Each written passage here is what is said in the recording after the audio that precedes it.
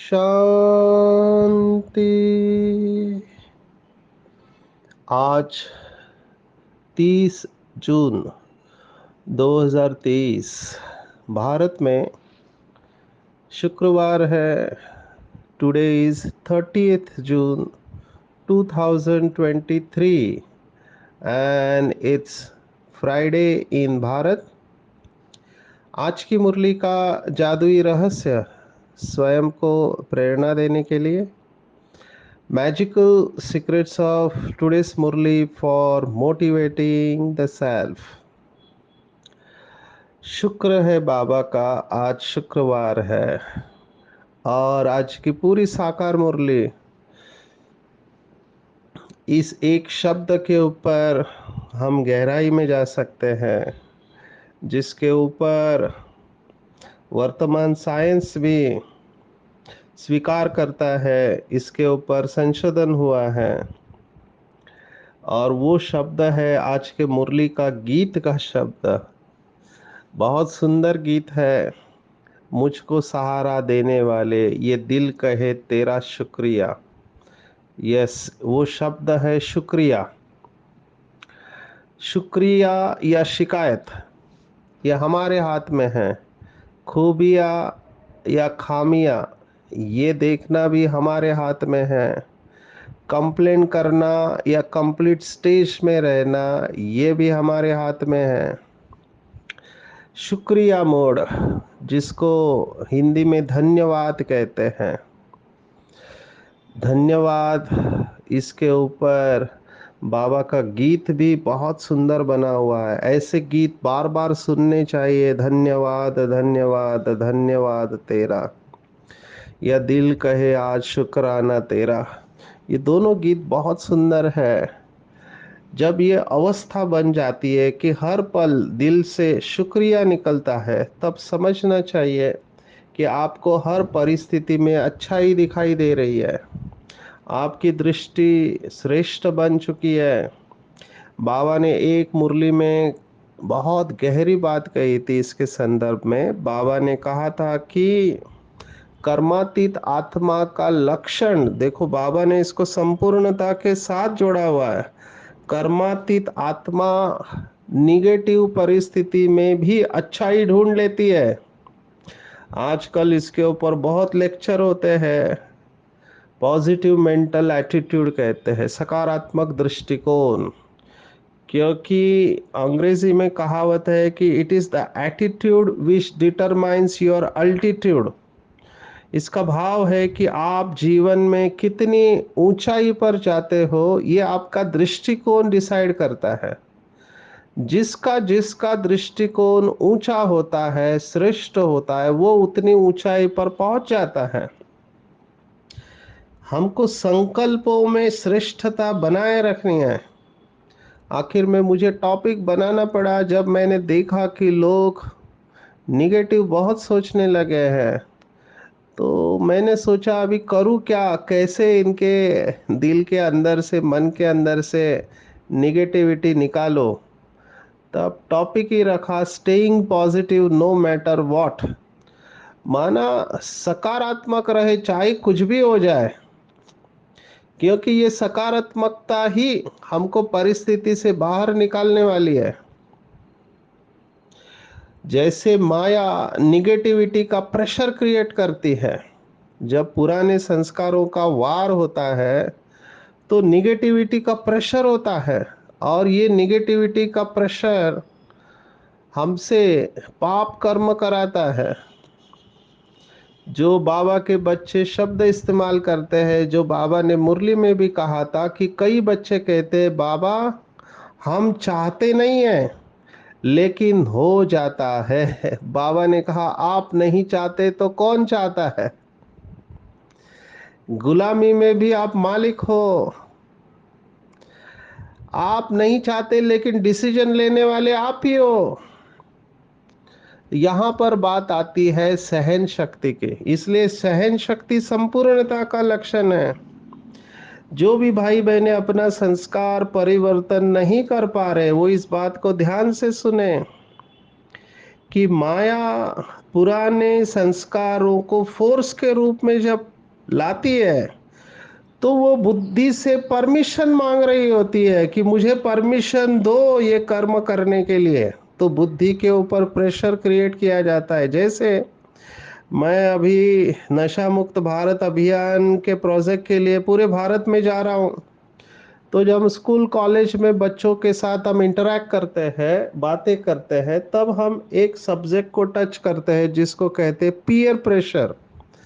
Peer pressure का मतलब है दोस्तों का दबाव, क्योंकि ज़्यादातर बुरी आदतें दोस्तों की वजह से लगती है। हॉस्टल में रहते हैं, माँ बाप को पता नहीं रहता है कि बच्चे हॉस्टल में क्या कर रहे हैं, घर से दूर स्कूल में क्या कर रहे हैं, कॉलेज में क्या कर रहे हैं।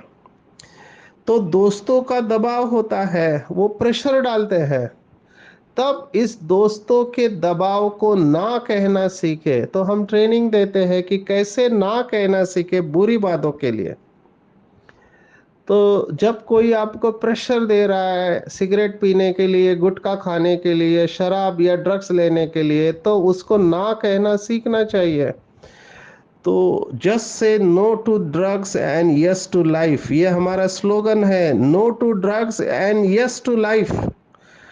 तो ये टेक्निक है। ऐसे ही माया जब प्रेशर डालती है बुद्धि के ऊपर कि ये काम करो करो करो, तो बाबा इसको मुरली में बाबा ने बहुत बार कहा है कि मनसा में तूफान आएंगे। ये तूफान माना क्या है? ये माया का प्रेशर है बुद्धि के ऊपर। माया व्यर्थ और निगेटिव संकल्प बुद्धि के ऊपर लाती है कि एक बार, जैसे वो सिगरेट पीने वाला, शराब पीने वाला बोलता है एक बार एक सिगरेट पी लेता हूँ, ऐसे ही माया मन और बुद्धि के अंदर प्रेशर क्रिएट करती है कि एक बार ये कर्म कर लो, इसके बाद नहीं करूँगा। फिर वो कोई भी विकार हो, तो वो विकारों का प्रेशर होता है। और बाबा ने कहा मनसा में तूफान आएंगे, कर्मना में नहीं लाने देना। मतलब बुद्धि अचल अड़ोल रखना है उसमें। नो मीन्स नो, इतना स्पष्ट होना चाहिए। No means no. बाबा ने इसको भी मुरली में कहा है, नॉट एंड डॉट। बाबा ने कहा जब माया ऐसा प्रेशर क्रिएट करती है तो आपको नॉट और डॉट लगा देना है। तो ये प्रेशर जब आता है तो बुद्धि को बहुत स्थिर रखना होता है। और जब ऐसे बुद्धि को स्थिर रख के हर परिस्थिति में हम माया से अपने आप को बचा के श्रेष्ठ मत पर चलेंगे, तो दिल से अपने आप शुक्रिया आएगा। ये गीत के एक एक शब्द बहुत सुंदर है। मुझको सहारा देने वाले ये दिल कहे तेरा शुक्रिया, जमाना जो दे न सका तूने दिया। माना जो जमाना इसे हमको नहीं मिला जन्म जन्मांतर, वो भगवान शिव बाबा तुमने हमको दिया। कब से भटकते थे राहों में हम, कब से भटकते थे राहों में हम, दिल में छिपाए हुए दुनिया का गम।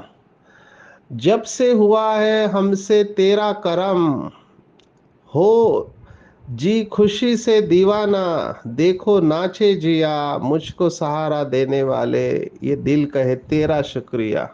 माना बहुत जन्मों का दुख था हमारे दिल में, लेकिन जब से आप मिले हो जियरा नाचने लगा है। और जो जमाने से हमको प्राप्तियां नहीं हुई, वो प्राप्तियां हमको आपसे हुई है बाबा। समझ में ना आए क्या मैं बदले में दूं, समझ में ना आए क्या मैं बदले में दूं, तमन्ना यही है कि तेरी बन के रहो। तमन्ना यही है कि तेरी बन के रहो, दिल में बिठा के तेरी पूजा करो। मैं हुई तेरी पुजारन, तू है देवता मेरा, मुझको सहारा देने वाले ये दिल कहे तेरा शुक्रिया। ये बाबा के बच्चे कहते रहते कि बाबा बस मैं तेरा था, तेरा हूँ और सदा तेरा बन के रहूँगा। तो चेक करें कि दिन भर में सुबह से शाम तक मेरे दिल में कंप्लेंट है या मैं कंप्लीट स्टेज में हूँ, मैं शुक्रिया अदा करता हूँ या शिकायत करता हूँ। देखना छोटी छोटी बातें जमा होते रहती हैं। मैंने देखा है बहुत लोग छोटी छोटी बातों से नाराज होते रहते हैं। डिससेटिस्फैक्शन की एनर्जी, असंतुष्टता की एनर्जी, अपने आप को संतुष्ट या खुश नहीं कर पाते हैं, क्योंकि इच्छा आज इच्छा के ऊपर भी बाबा ने बताया है। बाबा के महावाक्य है, ऐसे महावाक्य लिख के रखना चाहिए, बहुत मोटिवेशनल है। बाबा ने कहा था कोई भी हद की इच्छा अच्छा बनने नहीं देती है, क्योंकि इच्छा मन और बुद्धि को भटकाएगी। तो कोई भी हद की इच्छा है, अगर हम उससे अटैच है तो वो हमें अच्छा बनने नहीं देगी। आज का पूरा वरदान इस एक बात के ऊपर है कि जिन बच्चों के दिल में दिलाराम बाप की याद है, उनका दिल केवल एक ही गीत गाएगा और वो गीत है वाह वाह वाह। उनके मन से भी स्वप्न में भी कभी हाय हाय शब्द नहीं निकल सकता।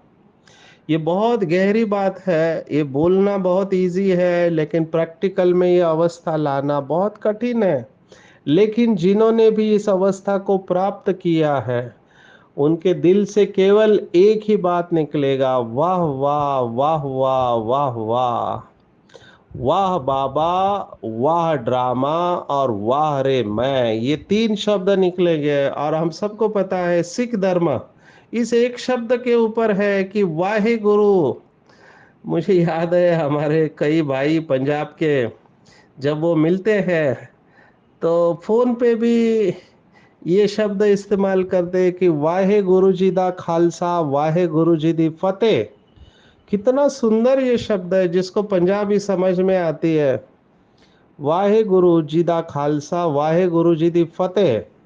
जहाँ पर गुरु परमात्मा है, अल्लाह गॉड ईश्वर है, वहां पे विजय निश्चित है। अभी ये शब्द देखो, यह भगवत गीता का आखिरी शब्द देखो, आखिरी श्लोक 700वां, यत्र योगेश्वरः कृष्ण यत्र पार्थो धनुर्धरा तत्र श्रीर्विजयो भ्रूतिर्धुवाम नीतिर्मतिर्मम। माना जहाँ योगेश्वर है और अर्जुन है, वहां संसार की कोई ताकत उन्हें हरा नहीं सकते। वहां पे फतेह, फतेह माना विजय निश्चित है। तो वाहे गुरु वाहे गुरु वाहे गुरु, वाह बाबा वाह बाबा वाह बाबा, वाह ड्रामा वाह ड्रामा वाह ड्रामा और वाह रे मैं। मेरे जैसा भाग्यवान कोई नहीं, मेरे जैसा भाग्य किसी का भी नहीं है, क्योंकि मेरा भाग्य स्वयं भाग्य विधाता बाप ने लिखा हुआ है। और भगवान ने जिसका भाग्य लिखा है उसका भाग्य बुरा कैसे हो सकता है, असंभव है। तो तीनों ही काल वाह वाह है, अर्थात अच्छे से अच्छा है। अभी इसके बाद जो वाक्य है उसको अंडरलाइन करेंगे। बाबा ने कहा जहाँ सब अच्छा है, मार करेंगे, जहाँ सब अच्छा है वहाँ कोई भी इच्छा उत्पन्न नहीं हो सकती, क्योंकि अच्छा तब कहेंगे जब सब प्राप्तियां है। तो प्राप्तियां है तभी सब कुछ अच्छा है, अगर प्राप्ति नहीं तो अच्छाई कहाँ से आएगी। तो प्राप्ति संपन्न बनना ही इच्छा मुक्त बनना है। इसको भी अंडरलाइन करेंगे। जितना जितना हम प्राप्ति संपन्न बनते जाएंगे, उतना उतना हम इच्छा मुक्त बनते जाएंगे। मांगना क्या होता है हमको पता नहीं है। ये जो बाबा शब्द इस्तेमाल करता है मुरलियों में, इच्छा मात्रम अविद्या, ये कैसे आएगा जब अंदर से भरपूर हो जाएंगे। सर्व प्राप्ति संपन्न। और वो भी कब होगा, जब वाह वाह निकलेगी। और वाह वाह भी कब होगी, जब दिलाराम बाप की याद दिल में रहेगी। तो ये सब कनेक्टेड है। दिलाराम बाप की याद दिल में रखेंगी तो वाह वाह के गीत गाते रहेंगे कि जो हुआ वो वाह, जो हो रहा है वो वाह, और जो होना है वह भी वाह। तो वाह वाह आज पूरे दिन भर यही गीत गाते रहना, वाह वाह वाह वाह वाह वाह। आप सोचो, सबसे ज्यादा दुख कब होता है, जब किसी की मृत्यु होती है। मृत्यु में कलयुग के लोग बहुत रोते हैं, जबकि सतयुग में ऐसा होता नहीं है। सतयुग में कोई रोता नहीं है, न लक्ष्मी रोएगी नारायण शरीर छूटेगा, या ना नारायण रोएगा जब उसका उसकी पत्नी शरीर छूटेगा। अभी कौन पहला जाएगा मुझे नहीं पता, क्योंकि ये बातें बाबा ने बताई नहीं है। लेकिन बाबा ने इतना ज़रूर बताया कि जब शरीर छूटने का टाइम आता है, तब साक्षात्कार होता है कि अभी मैं गर्भ में जाकर बच्चा बनूंगा। तो जो न मरने वाला रोता है, ना उनके परिवार वाले रोते हैं, बहुत खुशी से, बहुत खुशी से उनको विदाई देते, क्योंकि उनको भी आत्मा का ज्ञान है कि आत्मा शरीर छोड़ के दूसरा शरीर धारण करने वाली है। तो रोना कहाँ से, इसलिए बाबा वो संस्कार अभी से ही हमको धारण करा रहे हैं। बाबा ने मुरली में स्पष्ट कहा है कि अम्मा मरे तो भी हलवा खाओ और बीवी मरे तो भी हलवा खाओ। इसका भाव यह है कि किसी का भी शरीर छूटे तो हमको दुख नहीं करना है, क्योंकि आत्मा अपनी यात्रा पर गई है। तो ये संस्कार हम यहाँ से लेकर जाएंगे। तो चेक करना चाहिए कि क्या मैं वाह वाह की स्टेज में रहता हूँ। दिन भर वाह वाह चलते रहना चाहिए। और बाबा ने और गहरी बात आज बताई कि ये सब अच्छी अच्छी बातें या अच्छी अवस्था बनाने के लिए किस बात का बहुत बहुत ध्यान रखना चाहिए। सिर्फ ध्यान नहीं, बहुत बहुत ध्यान। तो बाबा ने अंडरलाइन कराया भोजन का, क्योंकि कई बार कुछ भाई बहने भोजन को लाइटली ले लेते हैं। तो बाबा ने कहा भोजन का बहुत ध्यान रखना चाहिए। सेंसिबल बच्चे अपने हाथ से योग में रहकर भोजन बनाएंगे और खाएंगे। भगवानु आज है समझदार बच्चे, अगर कोई बाबा को याद कर प्रेम से बैठ भोजन बनाए और खाए तो अवस्था बहुत अच्छी हो सकती है। बाबा कितना इसको अंडरलाइन करा रहा है। बाबा की याद में भोजन बनाएंगे तो बाबा भी वासना लेंगे। अभी मुझे ये पढ़कर सुनकर सबसे पहला चित्र आया वो हमारी आदरणीय भोली दादी का आया, कि भगवान मुरली में भोली दादी को याद करता था, क्योंकि उसको भले भाषण करना नहीं आता था, स्टेज पर नहीं रहते थे, लेकिन बाबा को बहुत प्यार से वो भोजन बनाते थे। और भगवान को उसका नोट करना पड़ा। देखो कितनी सारी बहनें थी जो भोजन बनाती थी, लेकिन बाबा की नज़र भोली दादी के ऊपर क्यों गई। कुछ तो विशेषता है जिसके वजह से बाबा को आखिर में बोलना पड़ा। ये सबके लिए इशारा था कि बाबा भोली दादी को क्यों याद कर रहा है। बाबा ने तो मुरली में यहाँ तक कहा था कि महारथियों को बाबा याद नहीं करता, लेकिन भोली भंडारी को याद करता था। क्यों? क्योंकि ये जो शब्द है, बाबा को याद कर प्रेम से भोजन बनाए, ये मैंने भोली दादी में प्रैक्टिकली देखा हुआ है। मैं जब मधुबन में था तो मैं भोली दादी को देखता था, चुपचाप कोने में बैठ के शांति से भोजन बनाते समय बात भी नहीं करेंगे। और आजकल मुझे पता नहीं, किचन में सब जगह पे तो देखा नहीं, लेकिन कई जगह पर मैंने देखा है कि भोजन बनाते समय कई लोग बात करते हैं, इधर उधर की बातें करते हैं। हमारे कई सारी माताएं हैं घर में भोजन बनाते समय बाबा के गीत लगाते हैं, है ना, ताकि व्यर्थ फालतू बातों में बुद्धि नहीं जाए। और किचन में वो स्टिकर लगाया हुआ रहता है कि भंडारा मेरे बाबा का। तो इससे क्या रहती है, बाबा की याद बनी रहती है। अगर भक्ति मार्ग में भी, जैसे बाबा ने 2 दिन पहले मुरली में याद किया था कि जगन्नाथपुरी में जो भोजन बनाते हैं, आप में से अगर किसी ने सुना है या देखा है, जगन्नाथपुरी में किसी को एंट्री नहीं होती है वहाँ पे। और कई जगह पर मंदिरों में मौन में बिना बात किए परमात्मा की याद में भोजन बनाते हैं, क्योंकि तभी वो स्वीकार किया जाता है, ऐसे मानते हैं। और भक्ति मार्ग में प्रसाद का कितना मूल्य है। ऐसे कहते हैं कि प्रसाद का एक कण भी 7 लोगों में बांट के खाना चाहिए, इतना उसकी वैल्यू है। पर वो प्रसाद कैसे बना? जब वो बनाते समय ऊपर वाले की याद में बनाया, तब उसके वाइब्रेशन उसके अंदर आए। तो आप सोचो, भक्ति मार्ग में भक्त भी प्रसाद का इतना महत्व रखते हैं। वो तो बेचारे जानते नहीं है कि किसको लगा रहे हैं, लेकिन यहाँ पर हमको तो पूरा पता है कि हम जो भोजन बनाएंगे उसको स्वयं भगवान स्वीकार करेगा। और भगवान बार बार नहीं आता है, सृष्टि में एक ही बार इस धरती पर आता है, जब हमको सबको चांस है। भक्ति मार्ग में तो कुछ भक्तों ने यह अनुभव किया कि परमात्मा ने उनके हाथ का भोजन स्वीकार किया। जैसे महाराष्ट्र में नामदेव संत की कहानी आते हैं, या धन्ना जाट नॉर्थ में, ऐसे और भी होंगे, मुझे ज्यादा पता नहीं है।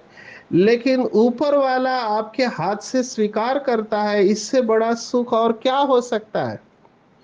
आप सब ने देखा होगा, जब बड़ी दादी प्रकाशमणि दादी, या अभी फिर पीछे जानकी दादी बाबा को अपने हाथों से भोग खिलाती थी, वो दृश्य भी देखने जैसा होता है। कितने जन्मों की भक्ति इन्होंने की होगी, जो इनका ये भाग्य है बना हुआ कि भगवान उनके हाथ से भोजन स्वीकार करा रहा है, और भगवान भी उनको खिला रहा है। ये जन्म जन्मांतर की भक्ति का फल है। अभी ये केवल दादियों को ही नहीं है, अगर हम भी बाबा के बच्चे, भले घर गृहस्थ में रहते, किसी गांव में शहर में रहते, दिल से, सच्ची दिल से अगर आप बाबा की याद में बहुत प्यार से बाबा को खिलाएंगे, तो ऐसा अनुभव कहता है कि बाबा उसकी वासना लेता है। मैंने ऐसे बाबा के कई बच्चे देखे जो अमृत वेले उठकर स्नान करने के बाद में बाबा को भोग लगाते हैं, अमृत वेले ही भोग लगाते हैं। कमाल है ऐसे बाबा के बच्चों के। तो ऐसे भोजन बनाएंगे तो बाबा के महावाक्य मुझे याद आ रहे हैं कि बाबा की याद में बना हुआ भोजन दिल को साफ कर देता है। और सर्विसेबल बच्चों को बाबा ने आज याद किया है कि जो सर्विसेबल बच्चे हैं उनको बहुत फुर्त रहना चाहिए और अपने हाथ से सेवा करनी चाहिए। मुझे याद आ रहा है, बड़ी दादी प्रकाशमणि दादी कहती थी कि जो कुमार और कुमारी अकेली रहकर अपने हाथों से भोजन बनाते हैं, दादी उनको सैल्यूट करती है, क्योंकि बाबा की ये श्रीमत को वो फॉलो करते हैं। मैंने तो ऐसे भी कुमार देखे हैं, मैं नाम नहीं लूंगा, वो सेंटर पे भी बहनों के हाथ का नहीं खाते, वो अपने हाथ से ही भोजन बना के खाते हैं। तो उनका पक्का निश्चय है कि हम अपने हाथ से ही बना के खाएंगे। केवल जब ब्रह्मा भोजन होता है तो सबके साथ में खाते हैं, अदरवाइज वो अपने हाथ का ही खाते हैं। तो ये बाबा उनको आज याद कर रहा है कि जितना हो सके, जितना हो सके अपने हाथ से भोजन बनाना चाहिए, तो अवस्था बहुत अच्छी रहेगी। और मैं अपने अनुभव से ये कह रहा हूँ, ड्रामा प्लान अनुसार जैसे ही कोविड में भोजन मिलना बंद हुआ, तब दूसरा कोई ऑप्शन नहीं था, सीख लिया बनाना। और तब से अनुभव कर रहा हूँ कि कितना फर्क पड़ता है अपने हाथ से भोजन बनाने का। तो बाबा ने कहा कि कोशिश कर भोजन अपने हाथ से बनाएंगे, बाबा को प्रेम से बनाए और खाए तो अवस्था अच्छी रहती है। फिर सेकंड लास्ट लाइन है आज की मुरली की, थर्ड लाइन सॉरी, बाबा भी चाहते हैं अपने हाथ से बनाए। तो बाबा को याद कर बनाएंगे तो बाबा वासना लेंगे, उन्नति बहुत अच्छी रहेगी। फिर बाबा ने सर्विसेबल बच्चों को कहा टीचर फुर्त होना चाहिए जो 10 सेंटर संभाले, इधर उधर भागता रहे, और 5 से 6 घंटा नींद काफी है, बाकी मेहनत करनी चाहिए। और ये मेहनत सबसे होती नहीं, मैं सहन शक्ति की बात कर रहा था। ये भी मेहनत है कि पुराने संस्कार प्रेशर डाल रहे हैं कि गुस्सा करो या और विकार की बात, तो उस समय डट कर सहन करना चाहिए पुराने संस्कारों के फोर्स को। और सर्विसेबल बाबा ने आज याद किया, सर्विसेबल किसे कहेंगे? जो सारा दिन सर्विस में लगा रहे, बाबा की मुरली सुने, रिपीट करे, नोट करे, सुने, रिपीट करे, नोट करे। अभी तो बहुत इजी हो गया है, पहले तो ये मुरली इस तरह से मिलती नहीं थी। अभी पीछे आने वालों को कितना चांस है। हमको याद है, हमको मुरली के लिए सेंटर पर जाना पड़ता था, रिक्वेस्ट करना पड़ता था टीचर को, जेरॉक्स भी नहीं मिलती थी।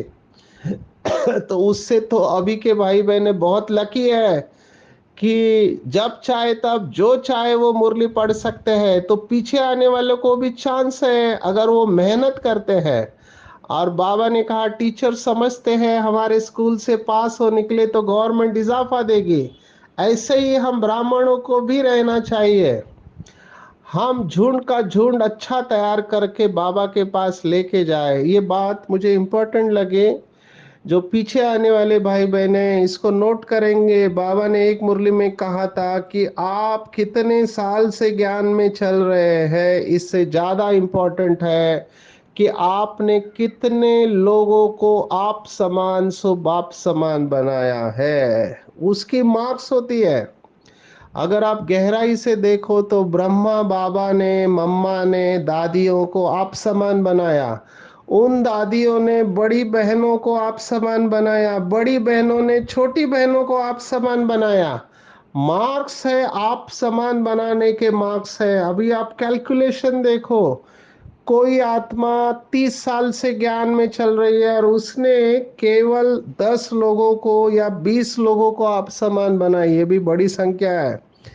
लेकिन कोई आत्मा 10 साल से ज्ञान में है लेकिन उसने 25 लोगों को आप समान बनाया, तो वो 10 साल वाला 30 साल वाले से आगे है।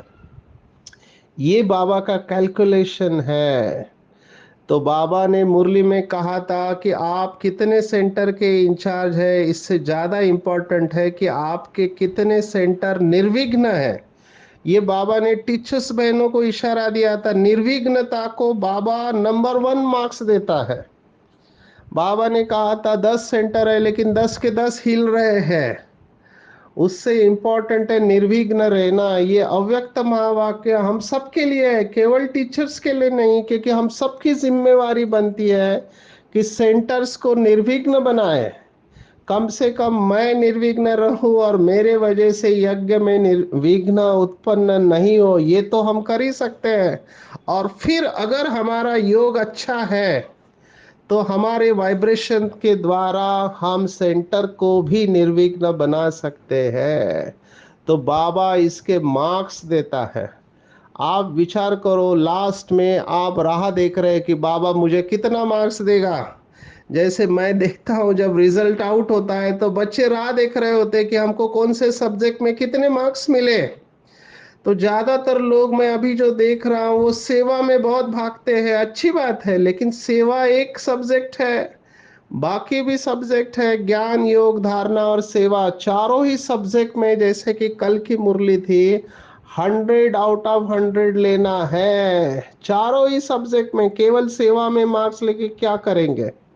सेवा एक सब्जेक्ट है, धारणा में भी 100 मार्क्स चाहिए, योग में भी 100 मार्क्स चाहिए और ज्ञान में भी 100 मार्क्स चाहिए। तो ऐसा ना हो कि लास्ट में बाबा कहे आपकी अपेक्षा हो, चलो मेरा सेवा का सब्जेक्ट तो अच्छा रहा, बाबा ने कहा कि बच्चे वो सेवा तो मैं ही करा रहा था, तुमको बहुत अहंकार आया कि तुमने सेवा की लेकिन तुम्हारे पीछे तो मैं खड़ा था, तो और प्रॉब्लम हो जाएगा।